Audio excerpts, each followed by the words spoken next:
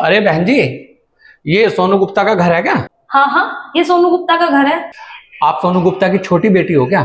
नहीं नहीं, मैं उनकी बड़ी बेटी हूँ। कुछ बात है क्या?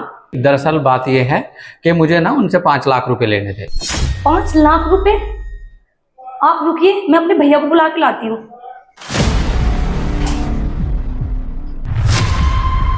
हाँ भैया, कौन से 5 लाख रुपए तुम्हारे? वो आपकी मम्मी कुछ टाइम पहले मेरे पास आई थी और उन्होंने बोला कि बेटा, मुझे 5 लाख रुपए की बहुत जरूरत है। मुझे अपनी बेटी बेटी की शादी करनी है और रिश्ता बहुत अच्छा रहा है।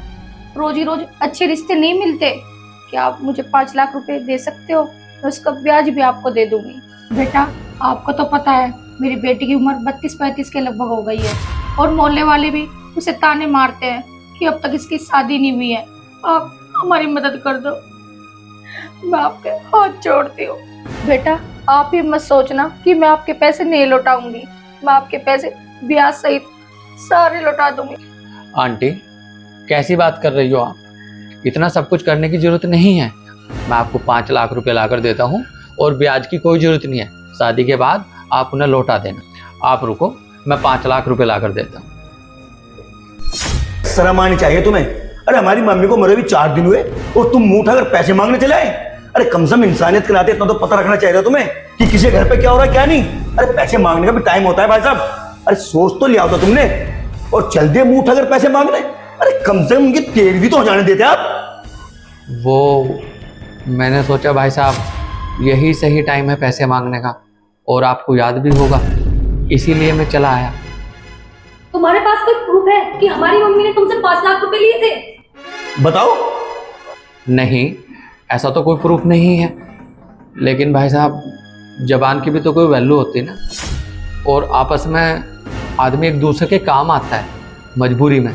ऐसा थोड़ी कि पहले हम लोग जो उसकी लिखत पढ़त करवाएं और फिर उनको पैसे देते।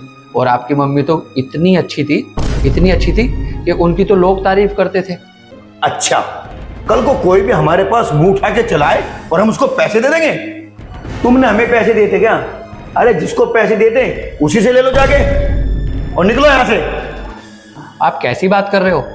अब तुम्हारी मम्मी तो इस दुनिया में है नहीं, तो मैं पैसे किससे लूंगा? वो जहां है वहीं जाके पैसे मांगो। हमारे पास कोई पैसे नहीं है। चलो तुम अंदर। आपकी मम्मी इतनी अच्छी थी, उनकी सब लोग इतनी इज्जत करते थे और आप उनकी इज्जत मिट्टी में मिला रहे हो। क्या इज्जत की बात है? हमारी मम्मी ने हमें कभी नहीं बताया कि उन्होंने किसी से पैसे लिए हैं। अगर वो लेती तो हमें बताती। हमें माफ करो भाई साहब, जाइए यहाँ से। अगर आपको पैसे नहीं देने तो कोई बात नहीं, अब मैं कर ही क्या सकता हूँ, क्योंकि मेरे पास तो कोई प्रूफ भी नहीं है। और अभी बहन जी भी कह रही थी कि आपके पास क्या सबूत है। चलो ठीक है, मैं चलता हूँ। सुनो भाई साहब, ये लो, ये कुछ गहने हैं, इन्हें आप रख लीजिए। जो भी इन्हें बेचकर पैसे होंगे तो आप अपने पास रख लीजिए और बाकी के पैसे बचे हुए मैं आपको लौटा दूंगी। ये तू क्या कर रही है? तेरा दिमाग तो ठीक है? अरे तेरी शादी के गहने और तू उसको दे रही है? आप चुप रहिए भैया। मम्मी की इतनी इज्जत थी समाज में और आप इन चंद पैसों के लिए मम्मी की इज्जत गंवाना चाहते हो? आपको पता है ना सब लोग मम्मी की कितनी इज्जत करते थे और आप चाहते हो कि इन सब चीजों की वजह से मम्मी की इज्जत खराब हो? अरे तू पागल हो गई है क्या? दीदी, ये मेरे गहने हैं, मेरी मर्जी में किसी को भी दूं। आप होती कौन हो बोलने वाली? ऐसा है, आप चुप खड़े रहिए दोनों के दोनों। ये लो भैया, प्लीज आप इनको रख लीजिए।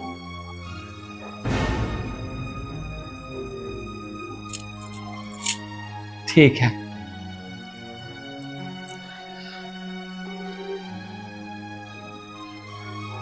सुनिए, जी, ये लो आप अपने गहने। लेकिन आपके 5 लाख रुपए? दरअसल बात यह है, मैं पैसे लेने नहीं, मैं पैसे देने आया था, क्योंकि कुछ टाइम पहले आपकी मम्मी मेरे पास नहीं, मैं आपकी मम्मी के पास आया था मदद मांगने। वो आंटी जी, मुझे 5 लाख रुपए की ज़रूरत है बिजनेस के लिए और मेरा बिजनेस कुछ दिनों से थोड़ा डाउन भी चल रहा है। अगर मैं 5 लाख रुपए अपने बिजनेस में लगा दूंगा तो मेरा बिजनेस बहुत ऊपर तक जाएगा। और मैं सोच ही रहा था कि मैं किससे पैसे मांगूं, लेकिन आंटी जी मुझे आपका ध्यान आया। आप तो लोगों की मदद करते ही रहते हो, तो आप मुझे 5 लाख रुपए दे दो, मैं आपके ब्याज के साथ लौटा दूंगा। कोई बात नहीं बेटा, मैं तो चाहती हूँ कि हर कोई बच्चा अपने पैरों पे स्टैंड हो, और आप कुछ अच्छा काम करोगे मुझे बहुत खुशी होगी। आप रुको 2 मिनट, मैं आपके लिए अभी पैसे लेकर आती हूँ। और इसीलिए मैं आपके पैसे ये ब्याज सहित देने के लिए आया था, क्योंकि मुझे पता चला कि आपकी मम्मी अब इस दुनिया में नहीं है। वही तो। मैं भी तो सोचूं, हमारी मम्मी तो सबको पैसे दे देती, आपके कैसे पैसे चाहिए हमारी मम्मी पे? कंफ्यूज कर दिया भाई साहब आपने। और भाई साहब आप तो बहुत ही अच्छे टाइम पे पैसे लेकर आए हो, मुझे बिजनेस भी तो शुरू करना था, है ना? ये पैसे आपके नहीं हैं। आपकी मम्मी हमेशा बोलती थी। लो बेटा, बेटा मैंने पैसे आपको इसलिए दिए हैं कि आप काबिल इंसान हो, और काबिल इंसान पैसों को 2 गुना कर देता है, और नाकाबिल इंसान पैसों को 0 कर देता है। और आप काबिल इंसान हो, आप बहुत बड़े हो गए, और मुझे पता है आप इन पैसों को 10 गुना कर दोगे, और एक दिन आप मेरा पैसा जरूर लौटाओगे। इसीलिए मैंने ये सब कुछ किया, क्योंकि मैं देखना चाहता था कि तुम तीनों में से काबिल कौन है। और मैंने देख भी लिया, तुम तीनों में से सबसे काबिल तुम्हारी छोटी बहन है। जो पैसे देना जानता है ना, पैसे उसी को मिलने चाहिए। और ये जो तुम्हारी छोटी बहन है ना, इसमें तुम्हारी मम्मी की परछाई है। और इसने बिना सोचे समझे 1 मिनट में अपने गहने लाकर दे दिए।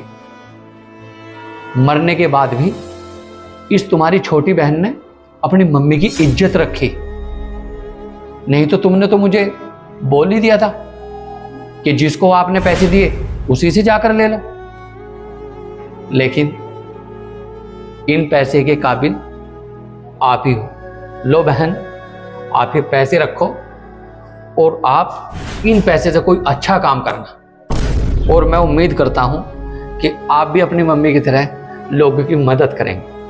अच्छा भाई साहब, अच्छा बहन, मैं चलता हूं।